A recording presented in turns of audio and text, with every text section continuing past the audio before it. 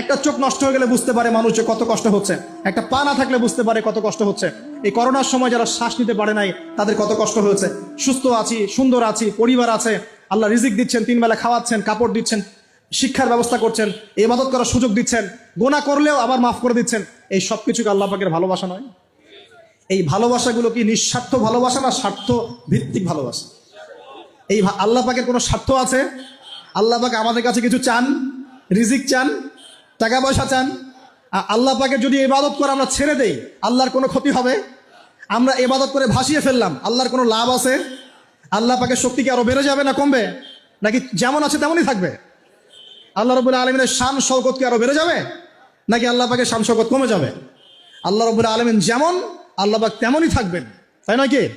আল্লাহ পাকের যে বিশাল খাজানা আছে, আমরা যদি ইবাদত করে ভাসিয়ে ফেলি, খাজানা কি বেড়ে যাবে? আমরা যদি সবাই ইবাদত করা ছেড়ে দেই, খাজানা কমে যাবে? আল্লাহ পাকের কোনো স্বার্থ আছে আমাদের ভালোবাসার?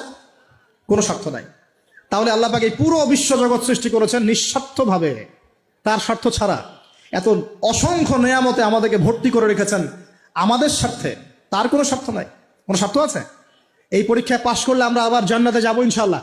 ওই জান্নাতে যাওয়ার পরে কি আমাদের স্বার্থ থাকবে না আল্লাহ পাকের স্বার্থ থাকবে? সুবহানাল্লাহ। এই এতটুকু যদি বুঝতে পারি, আল্লাহ পাক একমাত্র সত্তা যিনি আমাদেরকে প্রকৃত অর্থে ভালোবাসেন। বাকি যত কিছু আছে আমাদের চারপাশে, এই ভালোবাসাগুলোর পিছনে একটা একটা স্বার্থ থাকে। কথা বুঝতে পারছেন না মনে হয়? সন্তানকে অনেক ভালোবাসেন, বুঝলাম, পিতামাতা, কিন্তু এই সন্তান যদি আপনার মনের মতো করে না চলে, একসময় কিন্তু আপনিও সন্তানের উপর রুষ্ট হবেন না? স্ত্রীর জন্য এত কিছু করছেন, দেখবেন কোনো একদিন আপনি করতে পারলেন না, দেখবেন সেদিনই আপনাকে একদম ধুয়ে রেখে দিল একেবারে। এমন হয় কি না? তা আমাদের ভালোবাসাগুলোর পিছনে কোনো কোনো স্বার্থ থাকে কি না? আর এই যে জেনা চলছে, এই জেনার মধ্যে মূল স্বার্থটা কি? যৌনতা। মূল স্বার্থ কি? ছেলেও চায় মেয়েকে ভোগ করতে, মেয়েও চায় ছেলেকে ভোগ করতে, এবং বলে না না এটা পবিত্র ভালোবাসা, আমরা বিয়ে করার জন্যই জেনা করেছি, নাউজুবিল্লাহ। তাই না? বলে না, আমরা তো বিয়ে করব, সমস্যা কি? তো ফ্রি মিক্সিং করলে কি সমস্যা? তাহলে বিয়ে যদি করবা, তাহলে মেলামেশা বিয়ের পরেই করো, ব্যাস, নিঃস্বার্থ প্রমাণ হবে।